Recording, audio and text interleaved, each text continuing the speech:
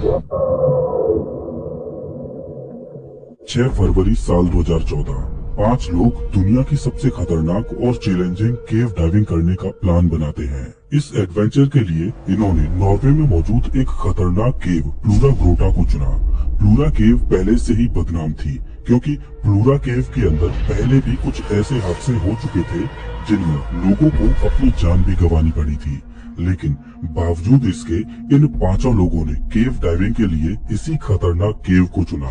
आप इस केव के मैप को देखिए जिसमें इस केव में घुसने के लिए ये 2 एंट्रेंस है। इस केव का सबसे खतरनाक हिस्सा ये वाला है जो कि सतह से लगभग 430 फीट गहरा है और नॉर्दर्न यूरोप की ये सबसे बड़ी केव है जो पानी से भरी हुई है और ये केव 3 किलोमीटर तक लंबी है। आप ये मानकर चलिए कि किसी आम इंसान का इस केव में जा पाना नामुमकिन है, लेकिन फिर भी इन 5 लोगों ने इसी केव को चुना। इसका कारण ये है कि ये 5 लोग सर्टिफाइड केव डाइवर्स थे जो पहले भी इस तरह की खतरनाक केव्स में जा चुके थे और इन 5 में से 2 लोग ऐसे थे जो इस केव में पहले भी जा चुके थे।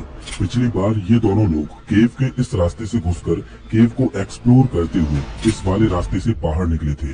इस वजह से ये और ज्यादा कॉन्फिडेंट थे इस केव में जाने के लिए। लेकिन इस बार कुछ अलग होने वाला था जिसकी किसी ने भी कल्पना नहीं की थी। केव में जाने वाले ये 5 बहादुर लोग हैं पैट्रिक, काय, वेसा, जारी एच और जारी यू। और पैट्रिक और काय वो लोग हैं जो इस केव में पहले भी जा चुके थे, तो ये दोनों ही लोग इस मिशन को लीड करने वाले थे। लेकिन इस बार इन्होंने इस एडवेंचर को और ज्यादा चैलेंजिंग बनाने के लिए केव के इस वाले रास्ते से एंट्री करने के बजाय प्लूरा लेक वाले इस रास्ते से एंट्री लेकर इधर से बाहर निकलने की सोची। ये 5 लोग इस एडवेंचर को करने के लिए पूरी तैयारी के साथ आए थे। अगर प्लान के मुताबिक सब कुछ ठीक चलता तो ये इस पूरी केव एक्सप्लोरिंग को सिर्फ 5 घंटों में ही पूरा कर सकते थे। इस केव में जाने के लिए इन्होंने 2 टीम बनाई। पहली टीम में पैट्रिक और जारी एच थे और दूसरी टीम में काय, वेसा और जारी यू थे। अब चूंकि पैट्रिक और काय पहले भी इस केव में आ चुके थे तो पहली टीम को पैट्रिक लीड कर रहे थे और दूसरी टीम को काय लीड कर रहे थे। प्लान कुछ ये था कि पहली टीम केव के अंदर जाएगी और उसके 2 घंटों के बाद दूसरी टीम केव में एंट्री लेगी। दरअसल दूसरी टीम केव के अंदर 2 घंटों के बाद इसलिए जाएगी क्योंकि जब पहली टीम केव के अंदर प्रवेश करेगी तो उसकी वजह से पानी में हलचल होने की वजह से पानी गंदा हो जाएगा, तो पानी को फिर से साफ होने के लिए कम से कम 2 घंटे चाहिए, तब दूसरी टीम पानी में प्रवेश कर सकती थी। इस मिशन को शुरू किया जाता है। तापमान -3 डिग्री सेल्सियस था। ये 5 लोग प्लूरा लेक पर पहुंचते हैं। ठंड इतनी ज्यादा थी कि लेक के ऊपर बर्फ की एक मोटी चादर बन चुकी थी। प्लूरा केव में घुसने के लिए सबसे पहले इन्हें इस मोटी बर्फ को तोड़ना था। पैट्रिक ने चेनसो का इस्तेमाल करके बर्फ को एक ट्रायंगुलर शेप में काटा जिसके नीचे पानी बहुत ही ज्यादा ठंडा और क्रिस्टल क्लियर था। पैट्रिक और जारी एच दोनों लेक में प्रवेश करते हैं और धीरे धीरे प्लूरा केव में घुसते जाते हैं। उन्होंने अपने अंडर वाटर स्कूटर को चालू किया जिससे वो कम एनर्जी खर्च करके इस एडवेंचर का लुत्फ उठा सकें। इनकी शुरुआत ठीक रहती है लेकिन इन्हें क्या पता कि कुछ ही समय में सब कुछ बदलने वाला है। मैं आपको बता दूं कि पैट्रिक, जिसके साथ पहले भी 2 बार ऐसी घटनाएं घट चुकी थीं, जिनमें परिस्थितियां कुछ ऐसी बन गई कि उसे 2 बार अपने क्रू मेंबर्स की जान गंवानी पड़ी थी। उन घटनाओं की वजह से पैट्रिक को बहुत धक्का भी लगा था, लेकिन पैट्रिक पास्ट के उन हादसों को भुलाकर आज इस नए सफर पर आगे बढ़ रहा है। ये एडवेंचर कितना खतरनाक होने वाला था इस बात को ये लोग भी भली भांति जानते थे। इस वजह से इस एडवेंचर को पूरा करने के लिए ये सभी एडवांस टेक्नोलॉजी वाले गियर्स अपने साथ लाए थे और श्वास लेने के लिए ये इस्तेमाल कर रहे थे एक क्लोज्ड सर्किट गियर जिसे रीब्रीदर बोला जाता है। जैसा कि आप जानते ही हो कि जब हम श्वास लेते हैं तो ऑक्सीजन गैस को इनहेल करते हैं और जब हम श्वास छोड़ते हैं तो हम कार्बन डाइऑक्साइड गैस को एक्सहेल करते हैं। और एक रीब्रीदर एक ऐसी टेक्नोलॉजी है जिसमें इस एक्सहेल्ड हुई कार्बन डाइऑक्साइड गैस को फिल्टर किया जाता है और उसे ऑक्सीजन में कन्वर्ट किया जाता है और डाइवर्स उस ऑक्सीजन को फिर से इस्तेमाल कर सकते हैं। इस रीब्रीदर टेक्नोलॉजी का फायदा ये है कि डाइवर्स को एक्स्ट्रा ऑक्सीजन सिलेंडर अपने साथ नहीं ले जाना पड़ता और डाइवर्स लंबे समय तक पानी के अंदर गोता लगा सकते हैं। टेक्नोलॉजी चाहे कितनी ही एडवांस क्यों ना हो, लेकिन कभी कभी वो मेल फंक्शन भी कर जाती है। इस वजह से ये दोनों लोग बैकअप के लिए एक एक्स्ट्रा रीब्रीदर और एक ओपन सर्किट गैस सिलेंडर अपने साथ लेकर चल रहे थे। रीब्रीदर टेक्नोलॉजी सिक्के के दो पहलुओं की तरह है। अगर डाइवर जल्दी जल्दी श्वास लेने लगे तो रीब्रीदर का फिल्टर ठीक से काम नहीं कर पाएगा और वो जल्दी से कार्बन डाइऑक्साइड को फिल्टर नहीं कर पाएगा, जिससे डाइवर उसी कार्बन डाइऑक्साइड को फिर से इनहेल करने लगेगा, जिससे बॉडी पर बहुत ज्यादा साइड इफेक्ट्स होंगे, जैसे कार्बन डाइऑक्साइड के ब्लड में घुलने की वजह से चक्कर आने लगते हैं, कंफ्यूजन होने लगती है और अंत में मौत भी हो जाती है। इस सिचुएशन को हाइपरकैप्निया बोला जाता है। पैट्रिक और जारी एच धीरे धीरे केव की गहराई में जाते जा रहे थे और वो इस स्लोप से डाइव करते हुए इस 250 मीटर लंबे एयर चैम्बर में प्रवेश करते हैं। अभी तक तो इनकी यात्रा ठीक रहती है, लेकिन अब ये इस केव के सबसे खतरनाक हिस्से में प्रवेश करने वाले थे और ये इस केव का सबसे ज्यादा गहरा भाग था। केव की इस गहराई में पानी का प्रेशर भी बहुत ज्यादा था। धीरे धीरे ये दोनों डाइवर्स केव के सबसे डीपेस्ट वाले पार्ट में प्रवेश कर चुके थे। इस गहराई में आकर उन्होंने अपने अंडर वाटर स्कूटर को बंद कर दिया, क्योंकि वो इस जगह पर केव की ब्यूटी को निहारना चाहते थे। अभी तक सब कुछ प्लान के मुताबिक ही चल रहा था। अब इन दोनों को केव की इस गहराई से बाहर निकलना था, जिसके लिए उन्हें इस सकरे रास्ते से होकर ऊपर जाना था, जो कि ऑलमोस्ट 90 डिग्री के एंगल पर था। पैट्रिक आगे चल रहा था तो उसने इस 90 डिग्री के सेक्शन को पार किया और ऊपर जाने लगा। जारी एच को उसके पीछे आना था। पैट्रिक थोड़ा ऊपर आकर जारी के पीछे आने का वेट करता है, लेकिन तभी उसे दिखाई देता है कि जारी के सिर पर लगी लाइट इधर उधर तेजी से मूव कर रही है। ऐसा लग रहा था मानो जारी पैट्रिक को अपने पास बुलाना चाहता हो। पैट्रिक जारी एच के पास आता है और देखता है कि जारी पूरी तरह से पैनिक हो चुका है, जिस वजह से वो जल्दी जल्दी श्वास ले रहा है। पैट्रिक देखता है कि जारी आखिर इतना छटपटा क्यों रहा है। तभी पैट्रिक को दिखाई देता है कि जारी के स्कूटर की केबल दो पत्थरों के बीच फंस चुकी है और जारी बार बार उस केबल को बाहर निकालने की कोशिश कर रहा है। इस पैनिक की वजह से जारी इतनी जल्दी जल्दी श्वास ले रहा था कि उसका रीब्रीदर का फिल्टर कार्बन डाइऑक्साइड को ठीक से फिल्टर नहीं कर पा रहा था। इस वजह से जारी पैट्रिक से बैकअप ऑक्सीजन सिलेंडर की मांग करता है। पैट्रिक जारी की मदद करता है और उसे अपने रीब्रीदर को भी देता है। धीरे धीरे सिचुएशन थोड़ी कंट्रोल में लग रही थी। तभी जारी अपने खुद के रीब्रीदर पर स्विच करता है, लेकिन अचानक जारी के हाथ से उसका रीब्रीदर नीचे गिर जाता है, जिस वजह से जारी पैनिक में केव के ठंडे पानी को अपनी श्वासों के साथ इनहेल कर लेता है और जारी छटपटाने लगता है।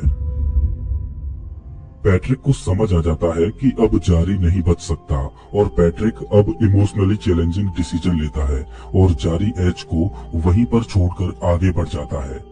लेकिन अब परेशानी ये थी कि इतनी गहराई में उसे इस सिचुएशन को हैंडल करते हुए बहुत ज्यादा समय गुजर जाता है, जिस वजह से पैट्रिक के लिए डीकम्प्रेशन सिकनेस का खतरा बढ़ता जा रहा था।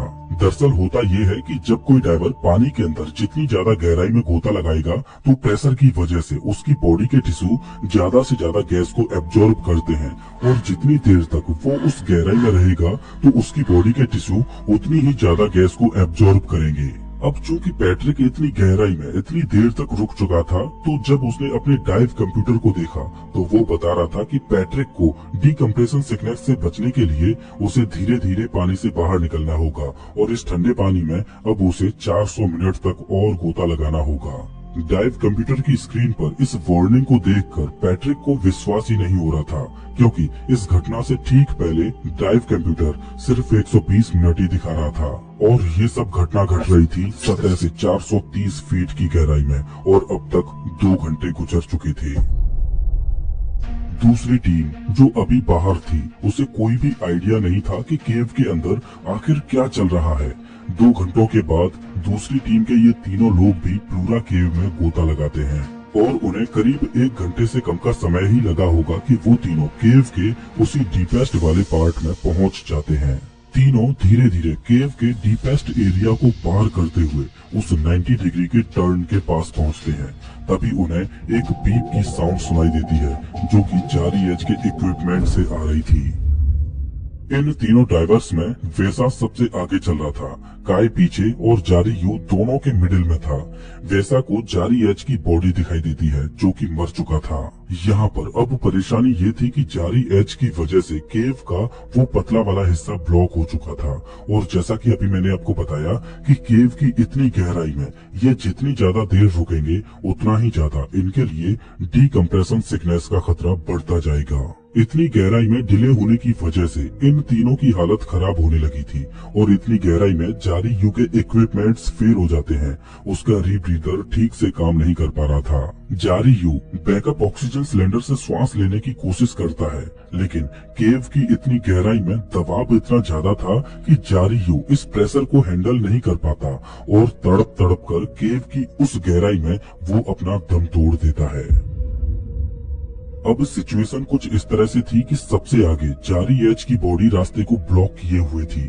उसके पीछे वेसा इस सिचुएशन को हैंडल करने की कोशिश कर रहा था। वेसा के पीछे जारी यू की बॉडी थी जिसने केव के डीपेस्ट वाले पार्ट को ब्लॉक कर रखा था, और सबसे पीछे काय था। काय को समझ आ चुका था कि आगे केव में कोई न कोई बड़ी दुर्घटना घट चुकी है, तो इस वजह से काय फैसला लेता है कि वो अब आगे ना जाकर पीछे लौटेगा, और काय पीछे की ओर लौटने लगता है। अब परेशानी ये थी कि काय के पास ऑक्सीजन की बहुत कमी थी, और काय का डाइविंग कंप्यूटर डीकम्प्रेशन स्टॉप्स की वार्निंग दिए जा रहा था। मतलब अब सिचुएशन कुछ ऐसी थी कि अगर काय डीकम्प्रेशन सिकनेस से बचना चाहता है तो उसे धीरे धीरे इस केव से बाहर निकलना होगा, लेकिन उसके पास पर्याप्त ऑक्सीजन की सप्लाई नहीं है, तो वो ऑक्सीजन की कमी से ही मारा जाएगा।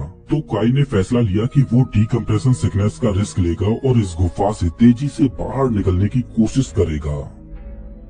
दूसरी ओर वेसा जैसे तैसे जारी एच की बॉडी को हटाकर आगे बढ़ता है। इधर काय इतनी तेजी से आगे बढ़ा था कि उसने अपने कई डीकम्प्रेशन स्टॉप्स को स्किप कर दिया था, और वो एयर चैम्बर तक पहुंच चुका था। पहले तो काय को लगता है कि वो यहाँ पर रुके और रेस्क्यू टीम का वेट करे, लेकिन इस जगह पर रेस्क्यू करने की भी उम्मीद बहुत कम थी। अब सिचुएशन कुछ इस प्रकार थी कि पैट्रिक, वेसा और काय तीनों इस केव से बाहर निकलना चाह रहे थे, लेकिन तीनों को कोई आइडिया नहीं था कि इस दुर्घटना में कौन कौन मारा जा चुका है और कौन कौन बचा है। पैट्रिक डीकम्प्रेशन सिकनेस को ध्यान में रखते हुए धीरे धीरे आगे बढ़ रहा था, लेकिन काय और वेसा बहुत तेजी से आगे बढ़ रहे थे। तभी पैट्रिक को उसके पीछे से आती हुई रोशनी दिखाई देती है।